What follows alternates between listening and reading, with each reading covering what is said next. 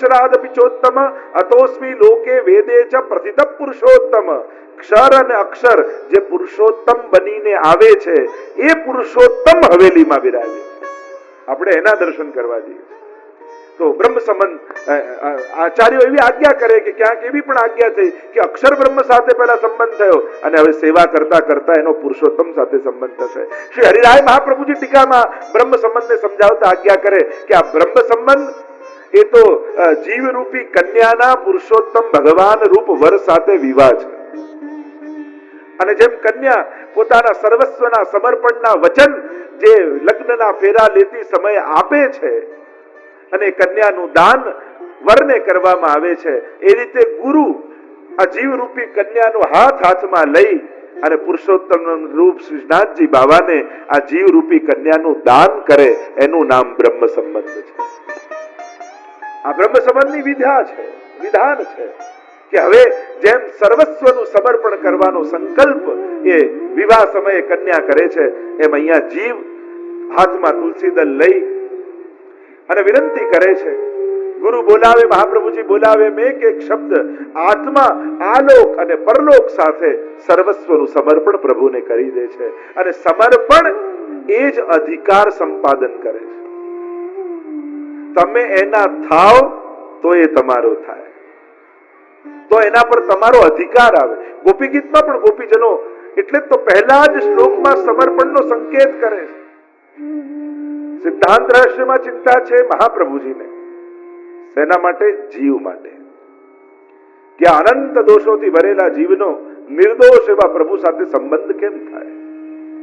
અને એમાં પણ જ્યારે જીવ પોતાનું સ્વરૂપ ભૂલી ચૂક્યો હોય, કોઈને પોતાના કર્તવ્યનું જ્ઞાન હોય, સ્વરૂપનું જ્ઞાન હોય, તો એને વાત કરીએ એટલે તુરંત એના ગળે ઉતરી જાય ને એ આચરણ કરવા લાગે. પણ જ્યારે જીવ પોતાનું સ્વરૂપ જ ભૂલી ગયો હોય પછી એને કર્તવ્યનું ભાન ક્યાંથી રહે? કર્તવ્યનું ભાન એને રહે જેને એના સ્વરૂપનું જ્ઞાન હોય.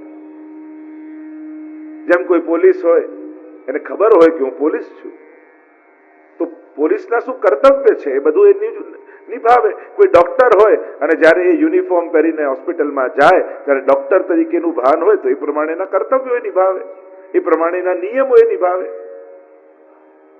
એમ આસુરી સો મિલી રહત સદાઈ, ભિન્ન હોય સો કોણ ઉપાય. પુરુષમાં તો દ્વારકેશી કહે છે, એક સમય ચિંતા ચિતાઈ દૈવી કિબિત જાની ન જાઈ, और આસુરી સો મિલી રહત સદાઈ, ભિન્ન હોય સો કોણ ઉપાય. એને ભિન્ન કેમ પાડવા? જેમ લોખંડનો વેર હોય, ભૂકો હોય, એ માટી સાથે ભળી જાય, પછી એને છૂટો પાડવો બહુ અઘરો. એને છૂટા પાડવા માટે શું કરવું પડે? ઉપર લોહી ચુંબક મૂકો એટલે લોખંડ ચોટી જાય. એમ જ શ્રીનાથજી બાવા રૂપી એવું લોહી ચુંબક મહાપ્રભુજી આપ્યું કે આ બધા દૈવી જીવો ચોટી ગયા.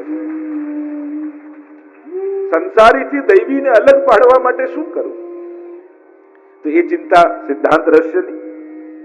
નવરત્નની ચિંતા સેવામાં જે ઉદ્વેગ રહે છે, સેવા પધરાવીને સેવા ગોવિંદ દુબે કરે તો છે પણ મનમાં શાંતિ નથી, ચિત્ત એકાગ્ર નથી, અનેક પ્રકારની ચિંતાઓ છે. અને લૌકિક ચિંતાની વાત નથી, ત્યાં તો ભગવત સંબંધી ચિંતાઓ. કારણ કે ચિંતાઓ પણ ભૌતિક, આધ્યાત્મિક અને આધિદૈવિક ત્રણ પ્રકારની ચિંતાઓ છે.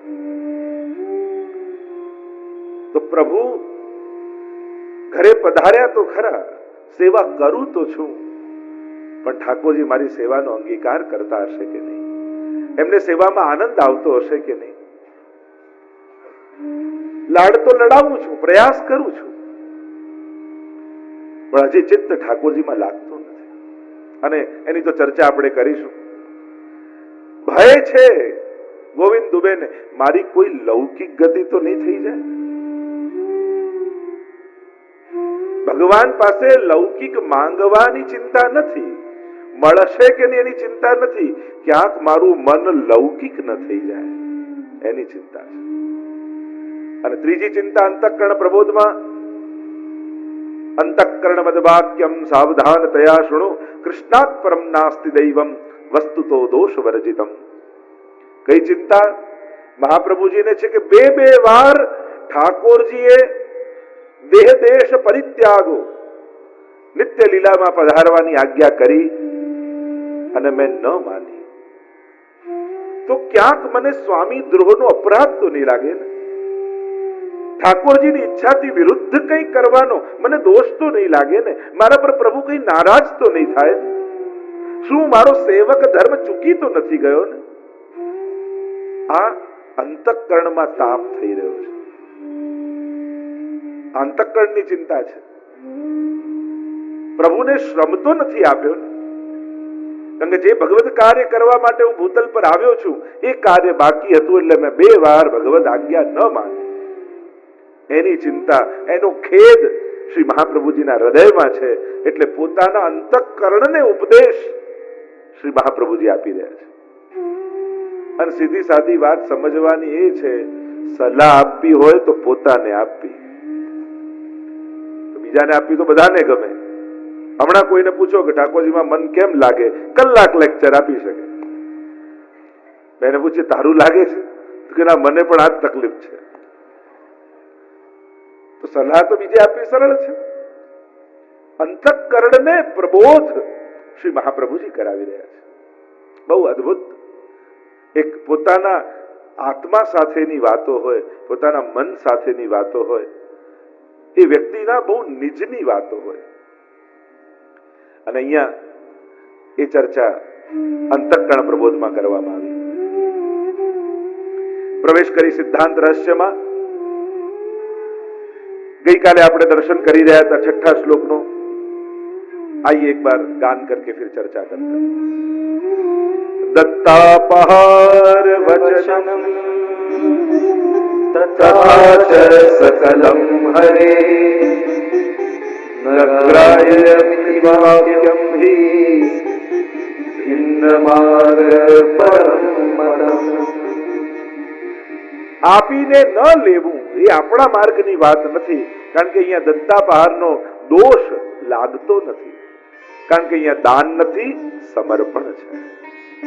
આ જે કાંઈ પણ બ્રહ્મ સંબંધ સમયે આપણે બધા બોલ્યા એ ઠાકોરજીને દાન નથી કરી દીધું. સત્તા તો ક્યાંક આપણી જ રહી છે, પણ પ્રભુ આપણને અને આપણી વસ્તુને પોતાની માને છે, અને એ રીતે એનો ઉપભોગ કરી એને પ્રસાદી બનાવી અને આપણને આપે છે. અને એટલા માટે વૈષ્ણવનો સંસાર પણ ભગવાનની આપેલી પ્રસાદી છે. જો આપણને કોઈ સામગ્રી પ્રસાદ રૂપે મળે અને માથે ચડાવી લઈએ તો એ તો એક સામગ્રી રૂપે મહાપ્રસાદ રૂપે થયું, પણ આપણને મળેલો સંસાર પણ ભગવાનની પ્રસાદી છે. અને એટલા માટે સંસારમાં બહુ ફરિયાદથી જીવા કરતા, અસંતોષથી જીવવા કરતા જે મળ્યું છે એ ભગવાનના પ્રસાદ રૂપે મળ્યું છે, એ રીતે વિચાર કરી અને શરણાગત થઈને લૌકિકમાં રહેવું. ક્યાં ભગવાને વિચારીને મને આપ્યું છે. મારા કોઈ જૂના ઋણાનુબંધ બધા સાથે છે, અને એટલા માટે આ બધા સ્વજનો સંબંધીઓ રૂપે મને મળ્યા છે. બોલો ગોવર્ધન નાથ કી જય, કૃષ્ણ કનૈયા લાલ કી જય. વલ્લભ વિઠ્ઠલ ગિરધારી यमुना जी की बलिहारी. वल्लभ विठ्ठल गिरिधारी यमुना जी की बलिहारी. श्री यमुना जी की बलिहारी महारानी माँ की बलिहारी. श्री यमुना जी की बलिहारी महारानी माँ की बलिहारी. कुंडे कुंडे चरणामृत ले अपनो जन्म सफल कर ले. कुंडे कुंडे चरणामृत ले अपनो जन्म सफल कर ले. तू रमण रीति मानो पीले रास लीला नो सुख निरखीले. रमण